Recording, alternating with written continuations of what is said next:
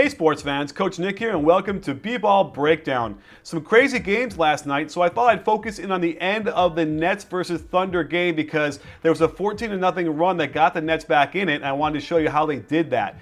Now let's get one thing clear. Russell Westbrook's injured, he's out, they don't have him. So I'm tired of hearing people trying to argue, well, if they would have him, then they would be winning or this and that, whatever. The bottom line is it's exposing what OKC's flaws are, which is their offense is nothing. They don't really run much and they don't execute when they need it to.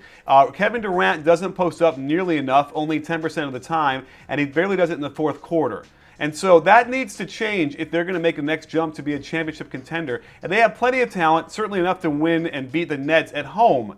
But because they don't have a system in place that can generate good shots, they literally will have a play that has one option and one option only. And when even a decent team, and I don't even think the Nets are a decent defensive team, they take that one option away, it falls apart. So it's not surprising that they completely wilted in the fourth quarter, and this will happen against the tough teams in the Western Conference. Down 10 in the fourth on the road, the Nets are a mini run away from being blown out. Instead, they come down and run a high post split on the left side. Joe Johnson loves to curl and make this into a post-up.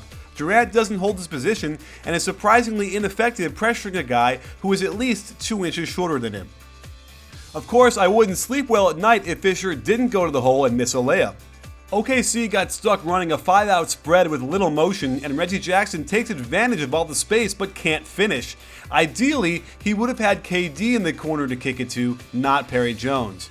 The Nets go to a sideline screen and roll, but it's a little screwy because they've also got Joe Johnson in the corner. I truly believe this was supposed to be another high post split, but it works out as KD moves into ice position, but Sefolosha is in hedging position, which allows Livingston a free run to the basket. The defense collapses, and this pass to Anderson should be a shot. He's a decent three-point shooter. Instead, the extra pass is deflected by KD's crazy long arms. Ibaka closes out with bad footwork. He should want Pierce to shoot this shot with a little hand up.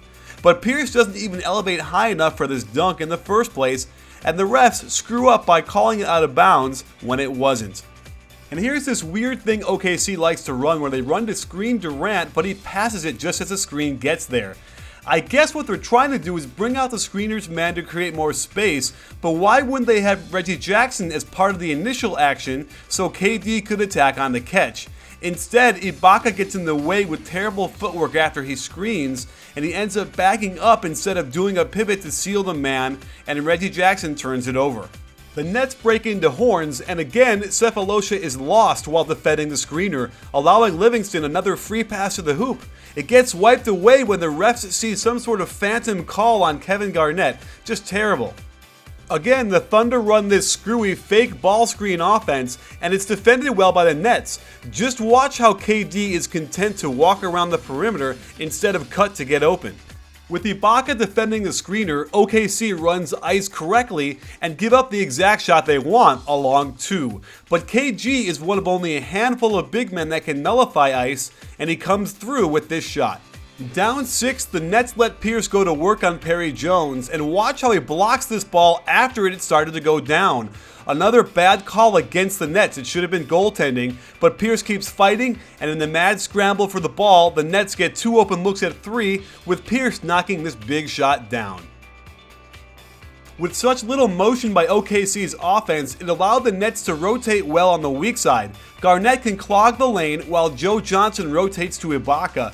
This forces Paul Pierce to guard 2 guys, but because of Sefolosha's poor spacing, he's too close to Jones. Johnson can easily recover to Sefolosha, and Paul Pierce can close out on Jones and pressure the miss.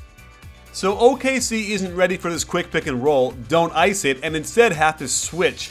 This gives the Nets mismatches all over the floor, and in foreshadowing for the end of the game, Ibaka must guard a perimeter player, and Pierce still has something left in the tank with this crazy tough shot. OKC is now reeling as the Nets are on a big run, so they run a pin down for Sefolosha, which is a prelude to sending Jackson to screen for KD. First off, just watch Jason Kidd gesticulating on the sideline. I honestly feel this is for the cameras, since there doesn't seem to be very much direction of the defense going on. Now, watch how Durant does not set his man up with a V-cut, and the play designed to get Durant has failed. The Thunder must now rely on Sefolosha to create a shot for the offense, and this was not a good idea from the start. Clinging to a 1-point lead, OKC runs 5 out with Ibaka wandering around to screen the ball wherever it is. Without any movement, it allows KG to help out and get in the way. While this might be an open shot, it's not the best one they could have gotten. The Nets don't run much different on their end, just screen and rescreen until Pierce gets the ball. He gets a step to the hoop, and Jones causes a ton of contact which should have been called, and Pierce just misses a running bank shot off the wrong foot. With Garnett causing problems while guarding the screener, it makes little sense why the OKC would involve him with another screen and roll. Yet they do, and he gets away with murder, raking KD across the chest to force this turnover. And Darren Williams makes them pay with his 6th three-pointer in transition. Again, watch Kidd on the sidelines. This doesn't look like direction of a defense to me. And no movement to get Durant open, and he commits a traveling violation with uncharacteristic bad footwork. Now they're down by 2 out of a timeout. Let's see what Coach Scott Brooks has called. You don't want to tie it up only to give the team a chance to win it, so they should get it inbounds, wait till about 8 seconds, and then attack. Enough time for a shot and a potential tip-in. Instead, they dive headlong into a pick and roll, and Durant wildly attempts to throw a 50-foot pass over Kevin Garnett. In a complete stroke of luck, it goes to Ibaka. Darren Williams should know better and immediately foul him and force him to earn it from the foul line instead of getting a layup. So the Thunder screwed themselves by leaving way too much time on the clock, and the Nets do a nice job of bringing Joe Johnson back in to get the ball, which forces a switch. Not much OKC could do with the clock winding down, and in defense of Ibaka, he played great defense. Joe Johnson yet again showed how clutch he really is. So there you have it, sports fans. This is not really something the Nets can build upon. I think they got pretty lucky, although the referees didn't treat them that kindly.